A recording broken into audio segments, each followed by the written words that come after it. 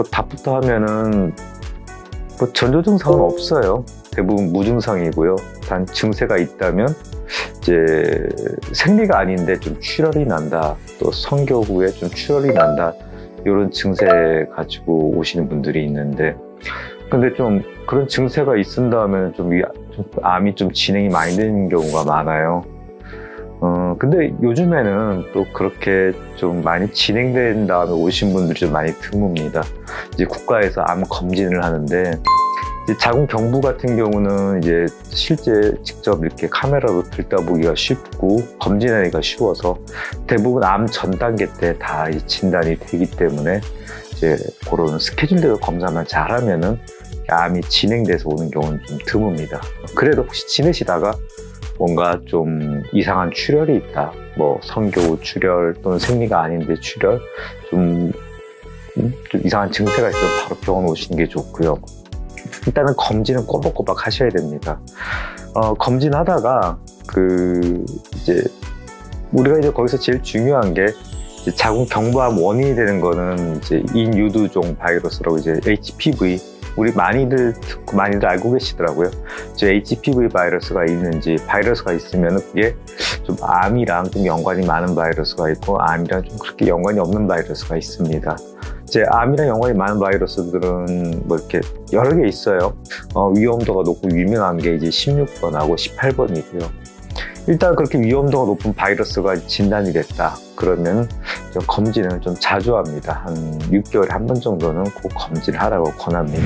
그래서 일단 자궁경부암 전조 증세는 사실은 없다, 무증상인 경우가 이제 태반이고요. 증세가 있을 때까지 우리가 이렇게 방치하면 안 됩니다. 일단은 그 검진을 갖다가 꾸준히 한다가 제일 중요하고요. 그 다음에 자궁 경부암 같은 경우는 어느 정도 예방이 돼요. 우리가 자궁 경부암 예방 백신을 맞으면은 보통은 이제 좀 성생활을 시작하기 전에 한 10대 때 맞는 걸 많이 권하고요. 진료실에서 어떤 분이 이제 또 자기 아들 또 여쭤보더라고요. 우리 아들도 맞아야 되냐? 맞는 게 좋습니다. 남자 같은 경우는 증세가 없고 그렇게 암이랑은 연관이 없기 때문에 좀 간과하기 쉬운데, 그래도 이제 그거 자궁 경부암 백신을 만든 게 향후에 나중에 그 파트너를 위해서 좋은 일, 훌륭한 일이기 때문에 좀 맞는 걸 권합니다.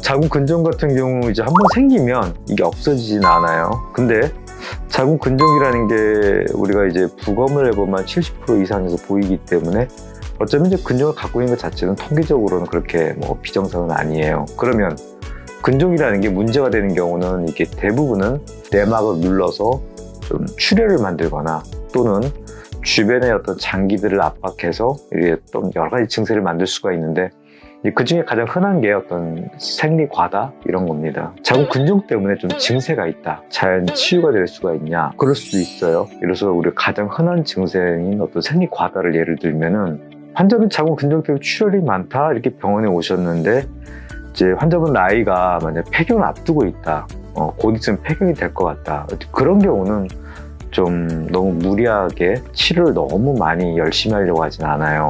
왜냐하면 곧 폐경이 되면은 이 환자분의 어떤 증세인 출혈이 해결이 되기 때문에 이제 그런 경우는 자연스럽게 이제 치료가 될 때까지 폐경을 기다리고, 뭐 호르몬 치료로 좀, 또 지혈제로 좀 완화시키는 이제 그런 방법으로 좀 끌고 갑니다.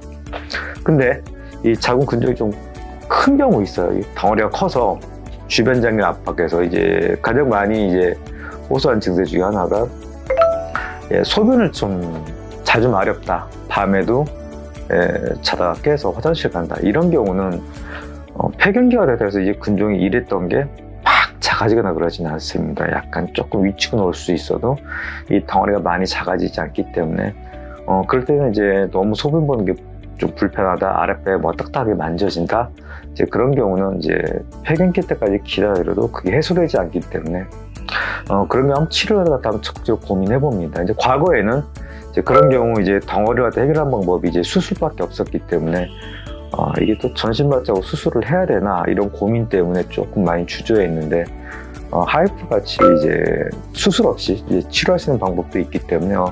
그런 경우는 좀 하이프 좀 적극적으로 이제 고민해 보기도 합니다. 이상입니다.